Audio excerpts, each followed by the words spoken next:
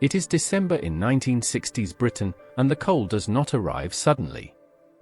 It settles in slowly, seeping into brick walls, clinging to pavements, and lingering in the breath that hangs in the air. Streets glow dimly beneath amber lamps, their light softened by mist and coal smoke. Inside terraced houses, the scent of Polish, boiled vegetables, and burning fuel mixes with the crackle of a coal fire. Radios murmur quietly in kitchens. Shops close earlier than usual. Trains run crowded but orderly. This is a country still shaped by post-war habits, careful, routine-driven, and communal by instinct. Christmas does not announce itself loudly. It unfolds through repetition, the same rituals, the same movements, the same expectations shared by millions. Many of these moments were never written down. They were simply understood. And today, most of them are gone. Number 10. The weekly queue outside the local butcher, stretching along the pavement as Christmas approached. People stood close, collars turned up against the cold, hands wrapped around string bags or folded shopping lists. Inside, the shop smelled of sawdust, raw meat, and disinfectant. Orders were not rushed. Cuts were discussed. Names were remembered. This ritual mattered because meat was not anonymous. Christmas dinner was planned weeks ahead, shaped by availability rather than choice. The queue itself was part of the season, neighbors exchanging brief updates, children shifting from foot to foot, steam rising from coats as doors opened and closed. It faded as supermarkets replaced counters and conversations with aisles and packaging. Time shortened. Choice widened. The queue disappeared, taking with it a shared pause that once marked Christmas's approach. Number 9. The careful airing of best coats and dresses in front rooms days before Christmas. Garments hung from curtain rails or door frames, absorbing warmth from coal fires. The smell of wool, mothballs, and faint smoke filled the space. Children were warned not to touch. This mattered because clothing was not seasonal decoration, it was preparation. Christmas Day demanded respectability. People dressed not for display, but for occasion, church, visits, photographs, walking through familiar streets with intention. This ritual faded as central heating replaced fireplaces and clothing became cheaper, more disposable, and less symbolic. The front room itself vanished in many homes, taking with it the idea of a single day deserving special care. Number 8. The sound of carol singers moving through residential streets after dark. Their voices arrived before they were seen, muffled by fog and distance. Doors opened briefly. Coins dropped into tins. Smiles were exchanged without names. This mattered because participation required no invitation. You listened whether you planned to or not. The songs belonged to everyone. Even those who never opened their doors heard them drifting through thin walls and frosted windows. This tradition faded as traffic increased, schedules tightened, and recorded music replaced live voices. Streets grew louder, yet less connected. The carols stopped arriving unannounced. Number 7. The ritual of polishing shoes on Christmas Eve. Newspapers spread across the floor, brushes tapped against tin lids, polish-stained fingers. Children were instructed carefully, watched closely. This mattered because readiness mattered. Shoes represented leaving the house properly the next day. Clean footwear meant respect, for hosts, for church, for the day itself. It faded as informal dress replaced formality and Christmas Day lost its expectation of outward order. The act was small, but it taught preparation, patience, and pride in appearance. Number 6. The Christmas edition of the Radio Times, purchased days in advance and studied repeatedly. Pages were folded, programs circled, arguments were settled early. This mattered because entertainment was shared and limited. Families planned together. Evenings revolved around agreed broadcasts. Silence followed theme tunes. It faded as choice became endless and screens multiplied. Planning gave way to scrolling. Shared viewing slowly fragmented. Number 5.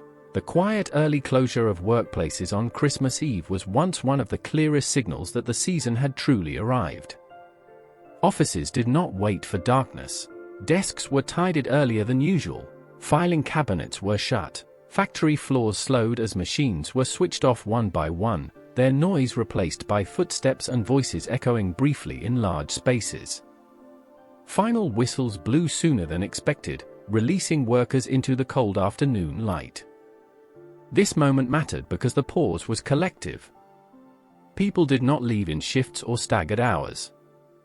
They stepped out together, carrying parcels wrapped in brown paper, lunch tins replaced by gift boxes, anticipation visible in their hurried pace. Streets filled suddenly. Buses grew crowded. The country seemed to breathe out at the same time. It faded gradually as working hours stretched, service industries expanded, and availability replaced closure. Christmas Eve became just another working day for many. The shared stopping point, the moment everyone crossed the same threshold, quietly disappeared. Number 4. The careful wrapping of presents was once a slow and deliberate ritual, carried out at kitchen tables or front room floors late into the evening. Sheets of brown paper were folded with care. String was measured and tied neatly. Old labels were turned over and reused, names written clearly in careful handwriting. Scissors scraped against paper. Tape was used sparingly, if at all. This mattered because wrapping took time. Each parcel passed through several hands before it was finished. Children watched and waited. Adults concentrated. Nothing looked identical, because nothing was produced quickly or in bulk. A gift's appearance reflected the effort behind it, not its price. This ritual faded as convenience replaced craft. Bright, uniform paper arrived ready-cut and pre-folded. Adhesive tape removed the need for patience. Wrapping became faster, more efficient, and less personal. The process shortened, and with it, the quiet hours once spent preparing together.